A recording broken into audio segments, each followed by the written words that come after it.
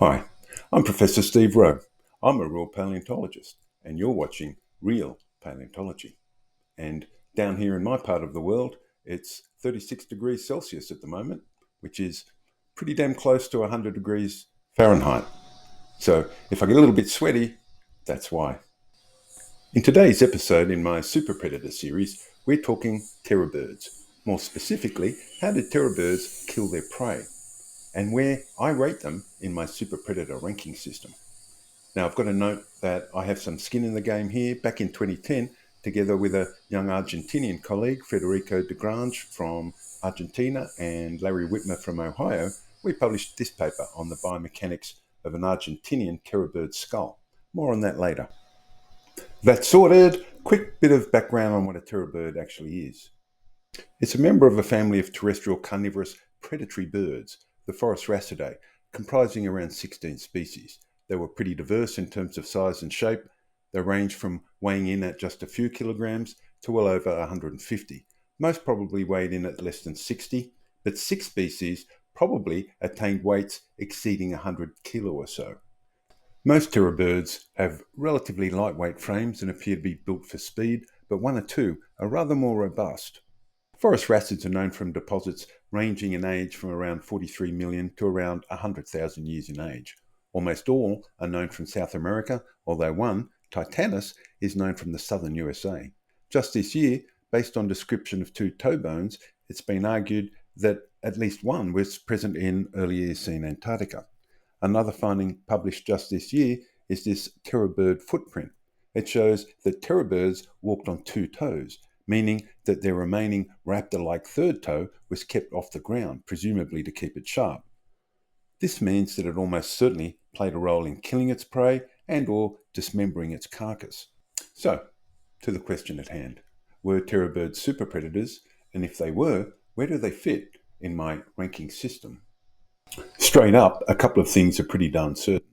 All terror birds were hypercarnivores that met most, if not all, of their dietary requirements through eating other vertebrates. It's also clear that the smaller species could not have been apex predators, simply because there were one or more species within their ecosystems that were considerably bigger. These other predators may have been larger species of terror bird, or they may have been mammalian predators. Potential mammalian competitors include Probiona here, weighing in at 200 kilo or more, and of course the saber-toothed Thylacosmilus. Now, the degree to which terror birds overlapped in time and space with big mammalian predators is hard to gauge. And there's reason to believe that most terror birds preferred open habitats, while large mammalian predators preferred more heavily forested environments. So, for the sake of argument, I'm going to assume that these largest terror bird species were the biggest kids on the block in their respective ecosystems. This would make them at least middle order super predators. God, it's getting hot. I'm going for a swim. That's better. Anyway, so the real question here is, did they regularly prey on animals larger than themselves? If they did, then under my ranking system, I will rate them as high-order super predators. But this is not an easy question to answer. Otherwise, I could end this episode right here. Now, determining how Phorusrhacids killed their prey is critical to predicting what they killed. And when we're trying to predict the behavior of extinct species, we of course first look to the closest living relatives for insight. And in the case of terror birds, these are 2 predatory species called Cerioemas. Cerioemas can fly, but rather reluctantly, and they're way more terrestrial than most of their avian relatives. They're also largely carnivorous, although they do take some invertebrate prey. The larger of the 2 species grows to a little over 3 kilo in weight. This is not much smaller than the smallest of terror birds, Psilopterus, which weighed around 5 kilos. Cerioemas may be small, but they're feisty little buggers, and apparently farmers use them to guard poultry. Anyway, the Cerioema is the obvious first place to look for insight into the predatory behavior of its bigger cousins, the terror birds.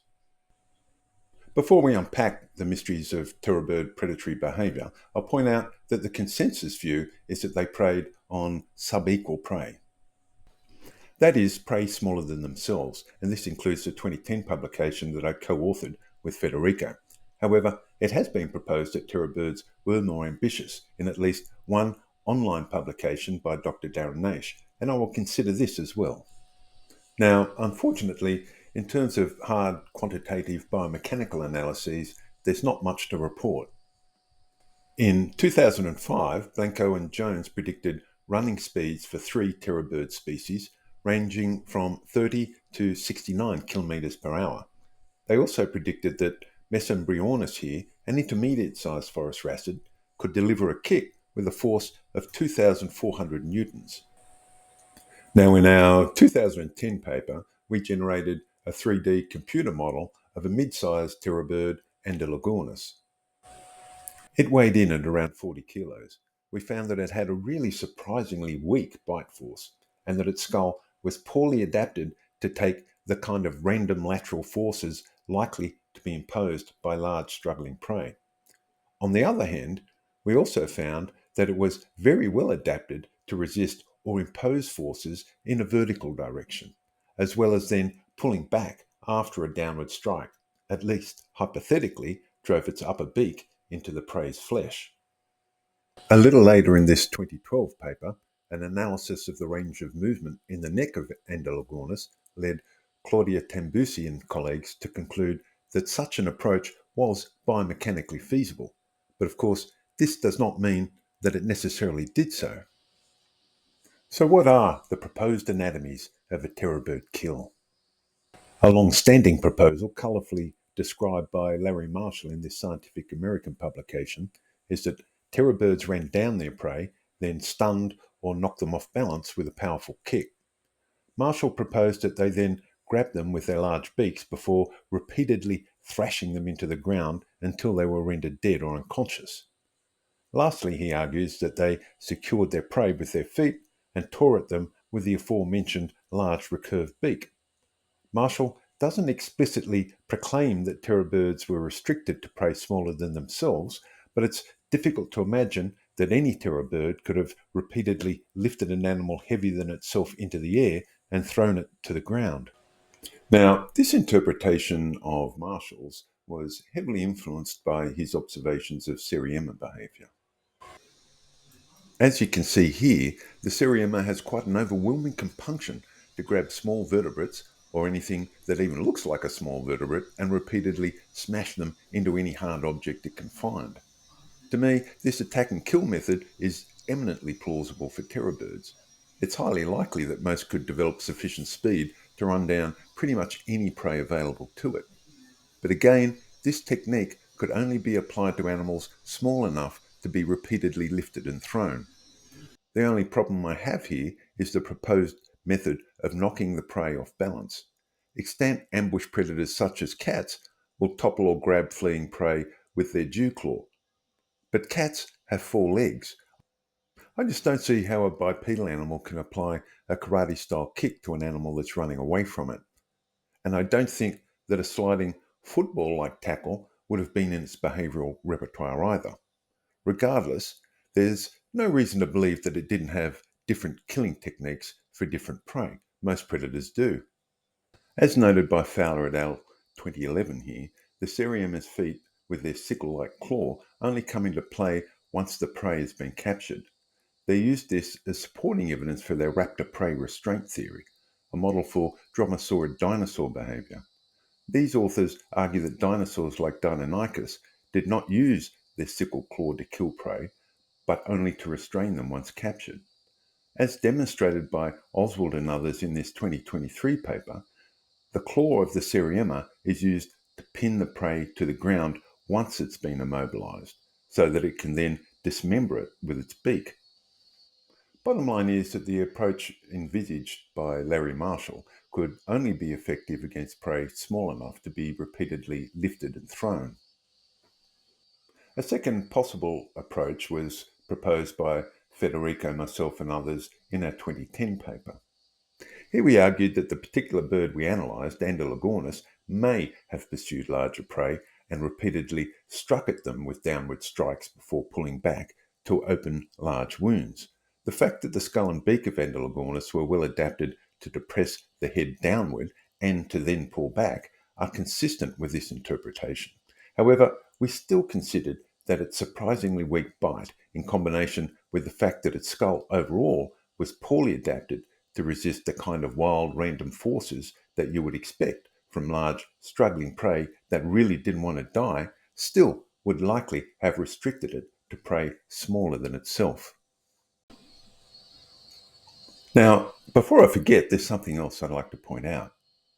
If terror birds were indeed restricted to a seriema-like modus operandi, although this may have limited them to prey smaller than themselves, in relative terms, I suspect that the maximum size prey that they could have consistently killed would still probably be relatively bigger than the maximum prey size of the seriema.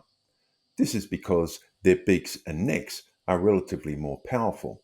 So, for example, maybe the seriema is limited to prey a quarter of its body mass, but the terror bird may have been able to repeatedly lift and throw prey up to half its body mass.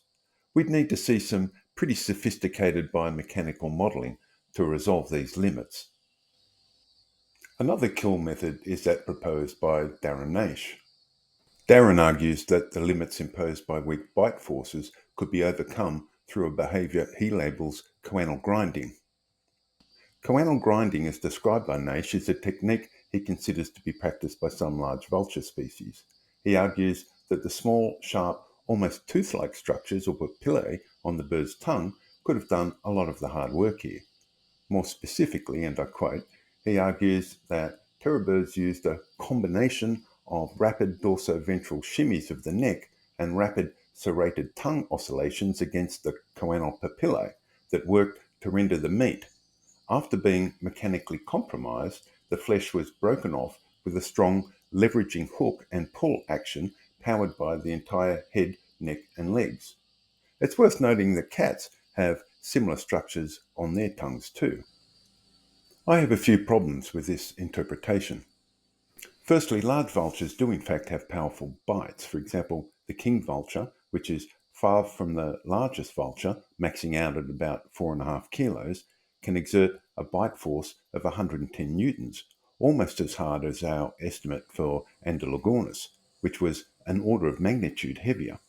Secondly, large vultures also have very differently shaped beaks to those of Andalogornis, and they are far better adapted to take random forces. To me, this approach pretty much could only work if the prey animal was either dead or pretty much immobile. Also, I have to say that Darren misinterprets the results of our finite element analysis and consequently misrepresents our conclusions. Firstly, he points to the fact that the tip of the bird's beak is the most stressed part of its skull in our simulations of a bite, and argues that this suggests that it would not have been used in a neck-driven downward strike on its prey because the tip of the bill would break or would become enmeshed in the flesh, with the bird being unable to pull it out. But the fact is that our models were all restrained at the tip of the beak, so this will naturally always be the most stressed point of the upper jaw in all of these simulations. If we'd placed our restraint further back in the jaw, this rearward point would have been the most stressed. The real take-home from our simulations was that they demonstrated that the terror bird's beak was best adapted to resist forces on the vertical plane. But we considered it unlikely that high forces could have been developed by the jaw-closing muscles. Darren further misrepresents our argument, describing it as a battle axe hammer blow model. This is simply not what we said. A quick aside here, though. It's certainly possible that our estimates of the muscle forces generated by a terror bird were well off the mark. More detailed reconstruction of the jaw-closing muscles would certainly be helpful here. Anyway, again I repeat, we concluded that it was unlikely that the terror bird tackled prey larger than itself, but that if it did, it most likely, and I quote from our paper here, applied multiple well-targeted strikes in a repetitive attack and retreat strategy. In short, it may have repeatedly driven its raptorial beak into the prey's flesh and then pulled back with its neck muscles. The way I see it, the choanal grinding hypothesis regarding predation on big prey really only works if the animal is either dead or inherently very slow, cumbersome, and pretty much defenseless. Now, it's certainly true that there was a wide potential smorgasbord of large notoungulates and xenarthans in Cenozoic South America, but I don't think any could be described as defenseless. Many of them were anything but. Anyway, Nash argues that terror birds did target large lumbering species and paints a colourful, albeit hideous hunt sequence in Ice Age Florida, wherein a flock of Titanus stalk and ambush an eastern Shasta ground sloth. This was a relatively small ground sloth species. Nonetheless, it likely weighed in at well over 250 kilograms, considerably larger than the North American terror bird, and it was armed with immensely powerful forelimbs and huge claws. In the final act of this scene, the largest in this terror bird flock lunges at the sloth's rear end and, applying the choanal grinding technique, rips out its anus and a good part of its lower intestine, leading to death through blood loss. I don't buy it. There's no evidence that Titanus operated in flocks, and it's more likely to have been a pursuit rather than an ambush predator. Frankly, I think that the ground sloth could have literally knocked the head off the terror bird. Bottom line is, I don't think that anyone has presented convincing evidence that terror birds regularly preyed on animals larger than themselves. I reckon that on the balance of available evidence, it probably applied a Seriema-like predatory mode, running down or ambushing smaller prey, then securing it using its beak. And this is why I'm classifying the larger species of terror birds as middle-order superpredators, hypercarnivorous predators with no predators of their own that concentrate on prey smaller than themselves. Now, this doesn't mean I think it's impossible that some species regularly targeted large prey. It's just that I think we'd need to invoke special pleading in order to accept it. If convincing new evidence comes to light, I'll happily change my mind. One last thing before I let go of this subject. Terror birds may well have had another string to their bow, a bone-cracking kick. As I mentioned earlier, Blanco and Jones predicted that a medium-sized terror bird could have delivered a kick exerting 2,400 newtons of force.